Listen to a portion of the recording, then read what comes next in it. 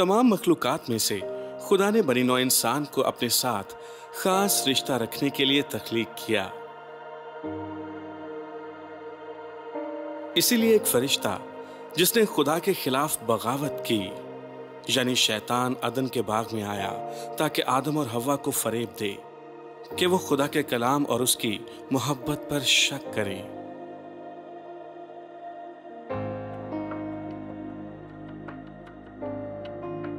आदम और हव्वा ने शैतान के झूठ का यकीन किया और खुदा के हुक्म की नाफरमानी की।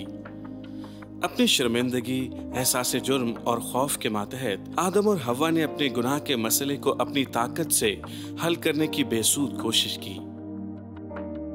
अपनी मोहब्बत में खुदा ने आदम और हव्वा को ढांपने के लिए, कपड़े मुहैया करने के लिए एक बेगुनाह जानवर को मरने दिया।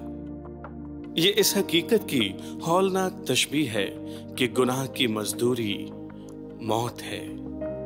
अगरचे उन्होंने इसे रद्द किया तो भी खुदा ने उनसे वादा किया कि एक दिन एक निजात देने वाला पैदा होगा जो उन पर शैतान की ताकत को कुचलेगा और उन्हें आजाद करेगा और खुदा और इंसान के दरमियान टूटे हुए रिश्ते को बहाल करेगा। इस नाफरमानी की वजह से आदम और हवा को अदन के बाग को छोड़ना पड़ा और ऐसी दुनिया में जिंदगी का आगाज करना पड़ा जो उनके गुनाह के नतीजे में गुलामी में थी। रोमियो 5:12 हमें बताती है, गुनाह दुनिया में एक आदमी के सबब से दाखिल हुआ और गुनाह के सबब से मौत आई और यूं मौत सब आदमियों में फैल गई, इसलिए कि सब ने गुनाह किया। आदम और हवा के गुनाह के वसीले से दुनिया के तमाम लोग पैदाइशी गुनाहगार हैं और खुदा से जुदा हैं। तो भी खुदा की ख्वाहिश है कि सब लोगों के साथ रिश्ता रखे। खुदा ने ऐसी राह मुहैया की ताकि वे उस तक रसाई हासिल करें और उसके दोस्त बने। कदीम तरीन सहाइफे से हम उन मर्द और ख़वातीन के बारे में जानते हैं जिन्होंने खुदा के साथ चलने का इंतखाब किया, लेकिन खुदा ने कभी किसी को मजबूर नहीं किया कि उसके साथ चले। हर शख्स को उसका इंतखाब खुद करना पड़ता है कि वो खुदा के साथ रिश्ते में रहेगा या नहीं। शुरू ही से ऐसे लोग थे जिन्होंने उसे कबूल करने का इंतखाब किया और ऐसे भी थे जिन्होंने उसे रद्द किया। इंतखाब जो उनकी अब्दी मंजिल का तयन करता है। दुनिया जैसे जैसे लोगों से मामूर होने लगी तो पैदाइश 4 और 5 हमें एक तरक्की याफ्ता तहजीब की तफसीलात बताते हैं जो ज़राअत, जानवरों को पालने, बड़े बड़े शहर तामीर करने, लोहे के काम में तरक्की करने, मुख्तलिफ औजार और आलात बनाने और मौसीकी के साज बनाने लगे।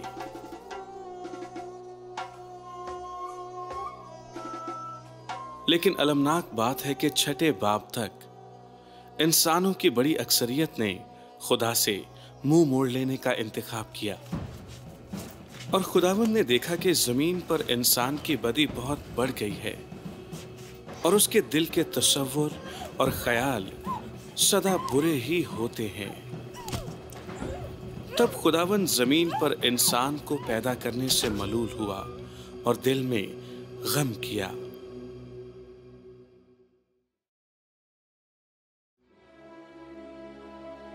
नूह मर्दे रास्तबाज और अपने ज़माने के लोगों में बेऐब था और नूह खुदा के साथ चलता था। नूह आदम और हवा की नस्ल के मानद गुनाहगार था और पैदाइशी से खुदा से जुदा था। लेकिन फर्क ये था कि नूह को खुदा ने जो कहा उस पर उसने यकीन करने का इंतखाब किया।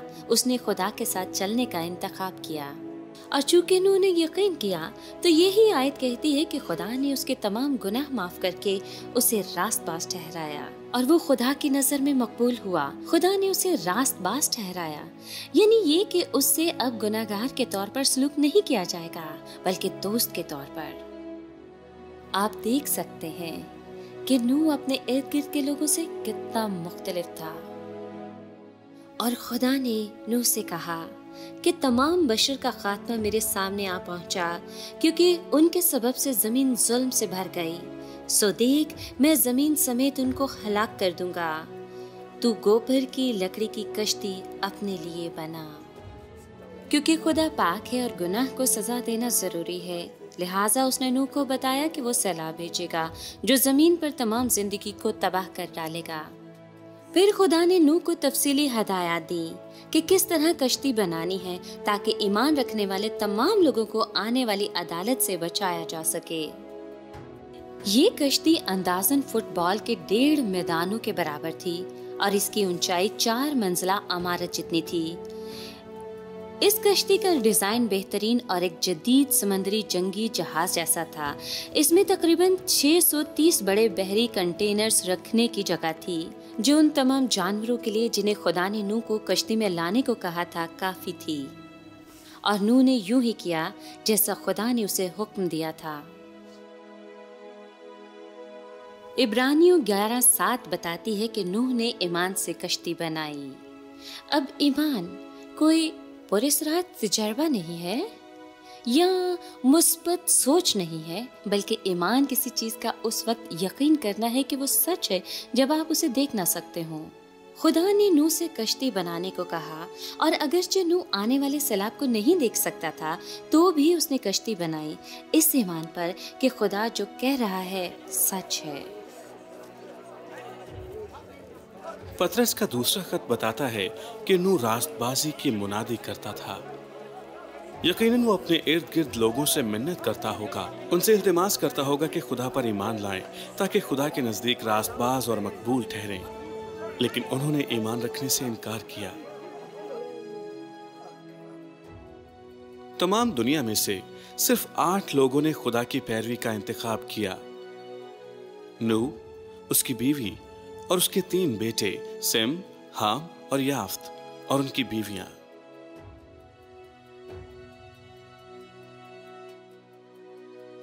अक्सर औकात हम फैसला करने की कोशिश करते हैं कि हम किस पर ईमान रखें कि क्या गलत और क्या दुरुस्त है, इस बुनियाद पर कि हमारे इर्द गिर्द लोग क्या सोचते हैं। लेकिन अगर अक्सरियत गलत सोच रही हो तो क्या होगा? पूरी दुनिया ने खुदा को अपनी जिंदगी से बुरी तरह बाहर निकाल दिया, लेकिन नूह ने उस वक्त भी खुदा की पैरवी को चुना जब सिर्फ वो और उसका खानदान ही खुदा के साथ थे।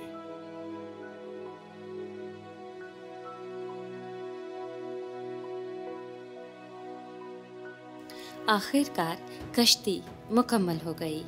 बाइबल बताती है कि फिर और जो जिंदगी का दम रखते हैं उनमें से 2 कश्ती में नूह के पास आए, और जो अंदर आए वो जैसा खुदा ने उसे हुक्म दिया था सब जानवरों के नर और मादा थे। ऐसे हैरतनाक मौजज़े को नजरअंदाज करना नामुमकिन होगा। अपने पुरशफ़क़त रहम में खुदा ने दुनिया को आखिरी मौका दिया कि उस आने वाले सैलाब की हकीकत को जान सकें, लेकिन उन्होंने फिर भी यकीन न किया। खुदा ने अपनी अदालत को 120 साल तक रोक के रखा, लेकिन अब इंतखाब का वक्त खत्म हो चुका था। आयत 16 का आखिरी हिस्सा कहता है कि जब नूह और उसका खानदान हिफाजत से कश्ती में दाखिल हो गए तब खुदावंद ने उसको बाहर से बंद कर दिया।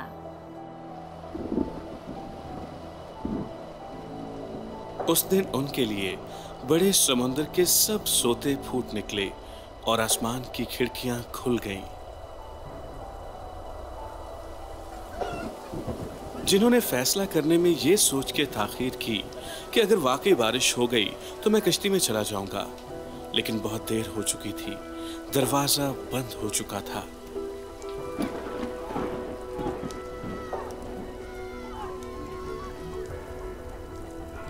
ईमान रखने का इंतजार करने में उन्होंने जिंदगी को रद्द कर दिया था। खुदा का कलाम वाकई पूरा हुआ और एक खौफनाक लम्हे में उन्हें एहसास हुआ कि उन्होंने सच्चाई को रद्द कर दिया था।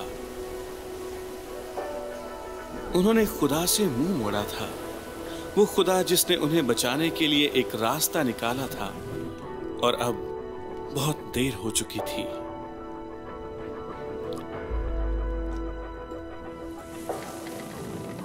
लेकिन कश्ती के अंदर हर एक महफूज था।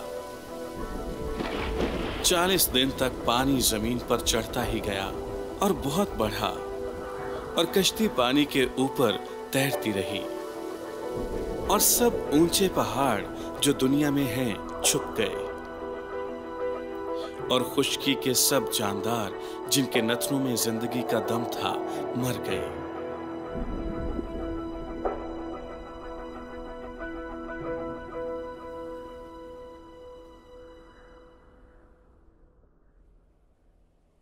कश्ती में तकरीबन 1 साल गुजारने के बाद खुदा ने पानी को उतरने दिया और कश्ती आखिरकार कोहे अरारात के पहाड़ पर अटक गई। सिर्फ नूह और उसके खानदान के लोग ही सैलाब से बच पाए। जब उन्होंने कश्ती को छोड़ा तो वो जानते थे कि वो सैलाब से इसलिए नहीं बचाए गए क्योंकि वो बेगुनाह थे, बल्कि इसलिए कि उन्होंने खुदा का यकीन किया और रास्तबाज ठहराए गए। जिस तरह कश्ती खुदा की अदालत से बचने का वाहिद तरीका और राह थी, उसी तरह इस वाक़े ने मुस्तकबिल में ऐसे ही एक वाक़े की तरफ इशारा किया जब खुदा अपनी मोहब्बत में तमाम बनी नौ इंसान के बचने के लिए एक राह मुहैया करेगा।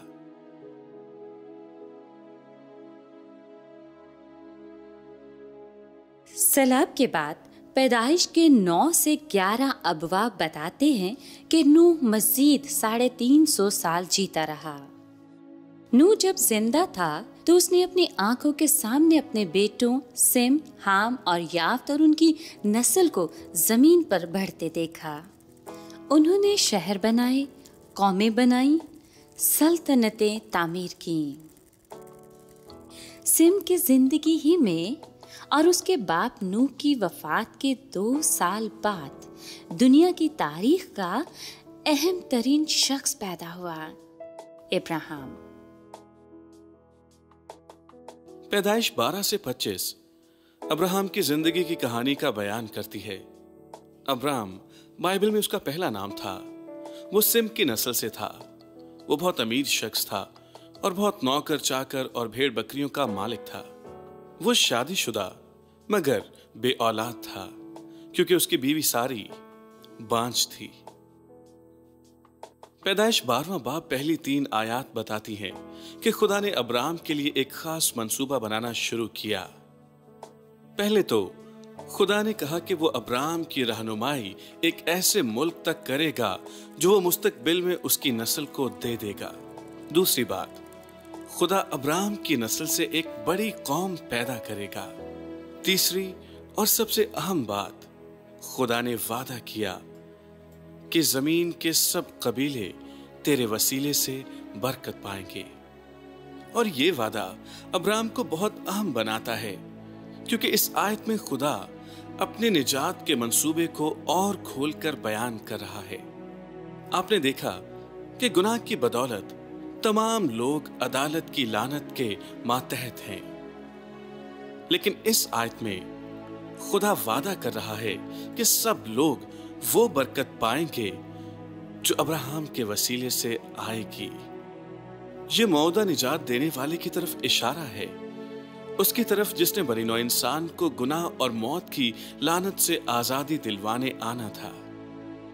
और पैदाइश 12:3 में हमें इसका पहला इशारा मिलता है कि आने वाला निजात दहिंदा अब्राहम की जिस्मानी औलाद में से होगा। पैदाइश 12 उसके 4 से 7 आयत बताती है कि इब्राहिम ने खुदा की फरमाबरदारी की और कनान के मुल्क को जाने के लिए 200 मील का सफर तय किया। अगले अबवाब हमें बताते हैं कि उसने कहत का भी सामना किया, बहुत सी मुख्तलिफ जगहों पर अपना खैमा गाड़ा और एक जंग भी लड़ी। लेकिन जैसे जैसे वक्त गुजरता गया, अब्राम और सारी बूढ़े होते गए और बे औलाद ही रहे, तो उनकी सूरत हाल नाउमीदी की तरफ मुड़ने लगी। वो सोचते थे कि ये वादे किस तरह पूरे हो सकते हैं, क्योंकि उनका कोई बेटा नहीं था। क्या उनके नौकरों में से किसी को उनका वारिस बनना होगा? पैदाइश 15:4 हमें बताती है कि खुदावंद अब्राहम के पास आया और कहा, वो जो तेरे सुल्ब से पैदा होगा वही तेरा वारिस होगा। और वो उसको बाहर ले गया और कहा, अब आसमान की तरफ निगाह कर और अगर तू सितारों को गिन सकता है तो गिन। और उससे कहा कि तेरी औलाद ऐसी ही होगी। ये बात बे औलाद अब्राम को नामुमकिन लगी, लेकिन जब खुदा ने अब्राम को एक फर्जंद देने का वादा दोहराया तो आयत 6 बताती है कि अब्राम खुदावंद पर ईमान लाया। अब्राम ने खुदा को वादा करते सुना और फिर इस बात का यकीन किया। लिहाजा ईमान किसी चीज को सच मानना है, अगरचे अभी आप उसे देख ना पा रहे हों। और जब अब्राम ने खुदा का यकीन किया तो बाकी आयत 6 हमें बताती है कि खुदा ने इसे उसके हक में रास्तबाजी शुमार किया। इस लम्हे पर खुदा ने अब्राम को रास्तबाज करार दे दिया, यानी उसके सब गुनाह मुआफ हो गए हैं और वो पूरे तौर पर खुदा को कबूल है। लेकिन अब्राम ने अभी क्या किया था? उसने खुदा को कुछ भी नहीं दिया था। उसने कोई मजहबी रस्म अदा नहीं की थी, उसने कोई नेक अमाल नहीं किए थे। तो अभी खुदा कहता है कि अब्राहम रास्तबाज था सिर्फ इसलिए कि उसने खुदा के वादे का यकीन किया। कई वर्ष गुजर गए और सारी अभी भी बे औलाद थी। पैदाइश 16 हमें बताता है कि सारी ने अब्राम को कायल किया कि हाजरा के जरिए औलाद पैदा करे, जो सारी की मिस्री खात्मा थी। हाजरा के बेटा पैदा हुआ जिसका नाम इस्माइल रखा। खुदा ने मेहरबानी फरमाकर इस्माइल को भी बरकत दी और कहा कि इसकी औलाद में से भी एक कौम पैदा होगी। लेकिन इस्माइल वो बेटा नहीं था जिसका खुदा ने वादा किया था। पैदाइश 17 में जब अब्राम 99 वर्ष का था तो खुदा अब्राम पर जाहिर हुआ और उसे बताया कि वो मुजज़ाना तौर पर उसकी बीवी सारी को एक बेटा देगा जिसका नाम उन्हें इसहाक रखना था। इसहाक वादा किया हुआ बेटा था।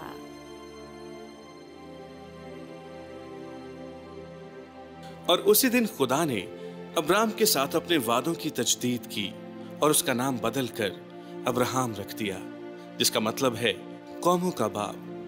खुदा ने उसकी बीवी का नाम भी बदलकर सारा रख दिया।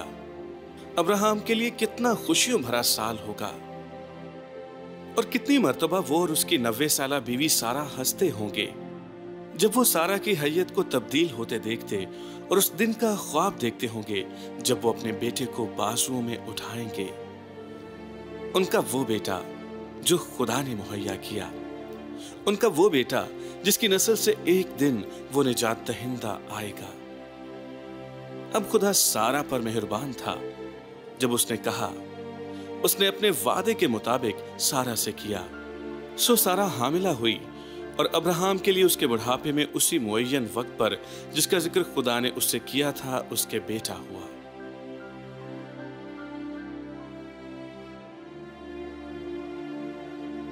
जब इसहाक बड़ा हो रहा था तो इब्राहिम यकीनन उसे गल्लों को संभालना, खैमों की मरम्मत करना और अपनी जायदाद की निगहबानी करना सिखाते हुए लुत्फानंदोज होता होगा। सबसे बढ़कर इब्राहिम ने इसहाक को सिखाया कि खुदा की परस्तिश कैसे करनी है। कलाम बताता है कि एक तरीका जिससे खुदा के पैरोकार उसकी परस्तिश करेंगे वो है उसके लिए मस्बा बनाना, और इस मस्बा पर वो एक जानवर रखते जो ज्यादातर भेड़ का नर बर्रा होता। खुदा के लोग ये एहसास करते कि वो गुनाहगार हैं और गुनाह की मजदूरी मौत है। तब उस भेड़ को खुदा की हजूरी में मारा जाता और जलाया जाता। ये इंतहाई संजीदा तशबीह थी कि एक मासूम जानवर एक गुनाह करने वाले की जगह मरता है। वो मरता ताकि ये जिंदा रहते। इसहाक के जहन में अपने बाप के साथ ये कुर्बानियां गुजराने की कई यादें होंगी, लेकिन इन दोनों को एक ऐसी कुर्बानी का सामना करना था जो वो दोनों कभी भूल ना सकेंगे। इन बातों के बाद यूं हुआ कि खुदा ने अब्राहम को आजमाया और उससे कहा, ऐ अब्राहम। उसने कहा, मैं हाजिर हूं। तब उसने कहा कि तू अपने बेटे इसहाक को जो तेरा इकलौता है और जिसे तू प्यार करता है साथ लेकर मोरिया के मुल्क में जा और वहां उसे पहाड़ों में से एक पहाड़ पर जो मैं तुझे बताऊंगा सोख्तने कुर्बानी के तौर पर चढ़ा। खुदा ने अब्राहम की फरमाबरदारी को आजमाने का फैसला किया और उससे कहा कि इसहाक की कुर्बानी चढ़ाए। लेकिन क्या आप तसव्वुर कर सकते हैं कि यह सुनकर अब्राहम को कैसा धचका लगा? उसने इस बेटे के लिए 25 बरस इंतजार किया था और अब इसहाक को मरना था। तब अब्राहम ने सुबह सवेरे उठकर अपने गधे पर 4 जामा कसा और अपने साथ 2 जवानों और अपने बेटे इसहाक को लिया और सोख्तनी कुर्बानी के लिए लकड़ियां चीरी और उठकर उस जगह को जो खुदा ने उसे बताई थी रवाना हुआ। तीसरे दिन अब्राहम ने निगाह की और उस जगह को दूर से देखा। तब अब्राहम ने अपने जवानों से कहा, तुम यही गधे के पास ठहरो, मैं और ये लड़का दोनों जरा वहां तक जाते हैं और सजदा करके फिर तुम्हारे पास लौट आएंगे। अब्राहम ने खुदा की फरमाबरदारी की और वो और इसहाक मोरिया के इलाके को रवाना हुए। लेकिन जब वो वहां पहुंचे, यानी पहाड़ के नीचे, तो उसने अपने नौकरों को अजीब हुक्म दिया। उसने कहा, हम तुम्हारे पास लौट आएंगे। क्या वो वहां इसहाक को कुर्बान करने नहीं जा रहा था? अब्राहम के जहन में उस वक्त क्या चल रहा था? इब्रानियों 11 बाब की 17 से 19 आयत हमें बताती है कि उस दिन इब्राहिम के जहन में क्या चल रहा था। जिसने वादों को सच मान लिया था, वो इस इकलौते को नजर करने लगा जिसकी बाबत ये कहा गया था कि इसहाक ही से तेरी नस्ल कहलाएगी, क्योंकि वो समझा कि खुदा मुर्दों में से जिलाने पर कादिर है। खुदा ने वादा किया था कि एक कौम और फिर आखिरकार वो निजात दहिंदा भी इसहाक की नस्ल से आएगा। लिहाजा इब्राहिम ने ये ईमान खुदा के वादों की बुनियाद पर रखा था कि खुदा इसहाक को मुर्दों में से भी जिंदा कर सकता है और वो दोनों वापस लौटेंगे। और इब्राहिम ने सौखनी कुर्बानी की लकड़ियां लेकर अपने बेटे इसहाक पर रखी और आग और छुरी अपने हाथों में ले ली और दोनों इकट्ठे कोहे मोरिया पर चढ़ने लगे। इसहाक इन लकड़ियों को उठाए हुए था जिन पर उसे मरना था और वो दोनों इकट्ठे रवाना हुए। तब इसहाक ने अपने बाप से कहा, ए बाप। उसने जवाब दिया, ए मेरे बेटे, मैं हाजिर हूँ। उसने कहा, देख आग और लकड़ियां तो हैं, पर सोखनी कुर्बानी के लिए बर्रा कहाँ है? इब्राहिम ने जवाब दिया, ए मेरे बेटे, खुदा आप ही अपने वास्ते सोखनी कुर्बानी के लिए बर्रा मुहैया करेगा।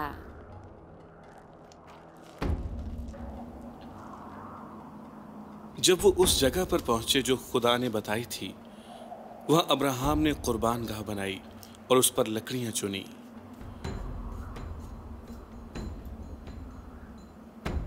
और अपने बेटे इसहाक को बांधा और उसे कुर्बान गाह पर लकड़ियों के ऊपर रखा।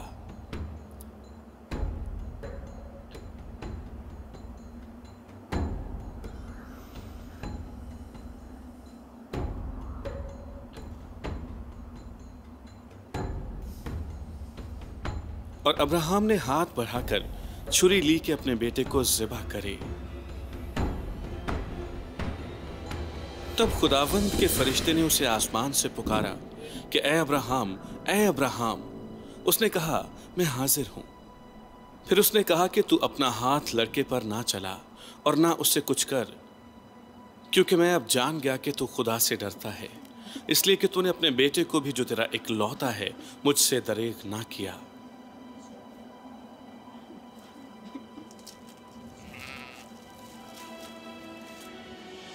अब्राहम ने निगाह की और अपने पीछे एक मेंढा देखा जिसके सींग झाड़ी में अटके थे। तब अब्राहम ने जाकर उस मेंढे को पकड़ा और अपने बेटे के बदले सोख्तनी कुर्बानी के तौर पर चढ़ाया। वो लकड़ी इसहाक के लिए थी, वो छुरी और आग इसहाक की मौत के लिए थे। लेकिन आखिरी लम्हे पर जब वो मौत को अपने सामने देख रहा था, खुदा ने एक फिदिया मुहैया किया। फिदिया वो होता है जो किसी और की जगह लेता है और उस दिन यकीनी मौत के सामने वो मेंढा इसहाक की जगह मरा ताकि इसहाक जीता रहे।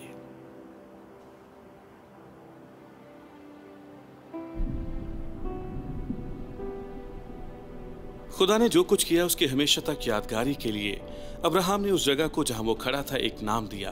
आप सोच रहे होंगे कि अब्राहम ने उस पहाड़ का नाम रखा होगा मुहैया किया गया, लेकिन 14वीं आयत कहती है और अब्राहम ने उस मकाम का नाम रखा मुहैया किया जाएगा।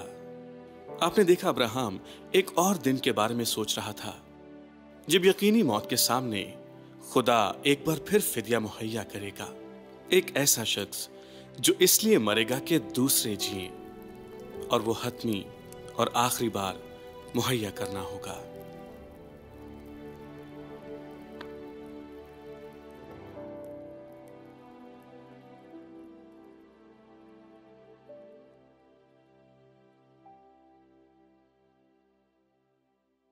जब आदम और हवा की नस्ल जमीन पर फैल रही थी तो इनमें से हर एक के पास एक इंतखाब था कि खुदा की फरमाबरदारी करें या इसे रद्द करें। नूह और इसके खानदान ने खुदा की पैरवी करने का इंतखाब किया, जबकि बाकी दुनिया ने खुदा से मुंह मोड़ लिया और बद और पुरतशद्दुद और बेरारवी हो गई।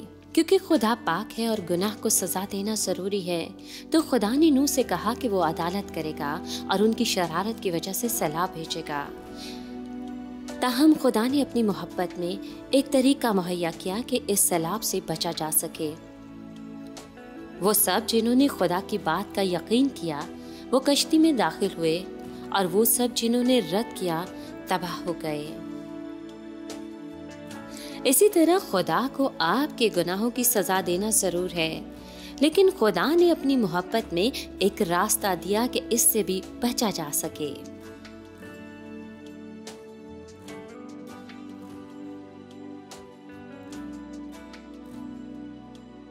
सैलाब के बाद जब दुनिया की आबादी फिर से बढ़ने लगी तो खुदा ने एक शख्स अब्राहम को चुना कि एक कौम का बाप हो, और उस कौम से एक दिन वो निजात दहिंदा आएगा और उसके वसीले से जमीन के तमाम लोग बरकत पाएंगे। ये आपके लिए बरकत का एक वादा था।